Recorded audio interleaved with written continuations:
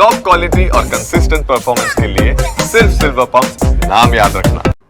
બનાસકાંઠાના પાલનપુરમાં તૂટી પડ્યો છે ધોધમાર વરસાદ। 3 કલાકમાં જ 7 ઇંચ જેટલો વરસાદ અહીંયા ખાબકી ગયો। પાલનપુર શહેર સહિત ગ્રામ્ય વિસ્તારોમાં અનેક જગ્યાએ વરસાદી પાણી ભરાયા છે।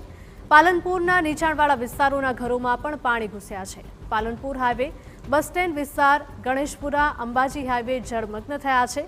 ધોધમાર વરસાદથી પાલનપુરના અનેક વિસ્તારો જાણે કે બેટમાં ફેરવાયા હોય તેવા દ્રશ્યો સામે આવ્યા છે। ફક્ત બનાસકાંઠાના પાલનપુરમાં જ નહીં પરંતુ ગુજરાતના અનેક એવા વિસ્તારો છે કે જ્યાં મેઘમહેર જોવા મળી। પાલનપુરમાં ધોધમાર વરસાદ તૂટી પડ્યો હતો, જેના કારણે ચારે તરફ પાણી ભરાયેલા જોવા મળી રહ્યા છે। 3 જ કલાકમાં 7 ઇંચ જેટલો વરસાદ ખાબકી ગયો। પાલનપુર શહેર સહિત ગ્રામ્ય વિસ્તારોમાં પણ અનેક જગ્યાએ પાણી ભરાયેલા જોવા મળ્યા, કારણ કે અહીંયા સતત મેઘમહેર વરસી રહી છે। પાલનપુરના તમામ નીચાણવાળા વિસ્તારોમાં જેટલા પણ ઘરો આવેલા છે, આ તમામ ઘરોમાં પાણી ઘૂસી ગયા છે। તો બનાસકાંઠાના પાલનપુરના આ દ્રશ્યો છે, જ્યાં નજર કરો ત્યાં બસ પાણી જ પાણી ભરાયેલા હોય તેવા દ્રશ્યો સામે આવ્યા છે। આ સાથે જ જનજીવન પણ ખોરવાયું છે। રસ્તો ક્રોસ કરતા લોકોને પણ મુશ્કેલી પડી રહી છે। અહીંયા જોઈ શકો છો, એક સોસાયટી છે અને આ સોસાયટીમાં વરસાદી પાણી ભરાઈ ગયા છે।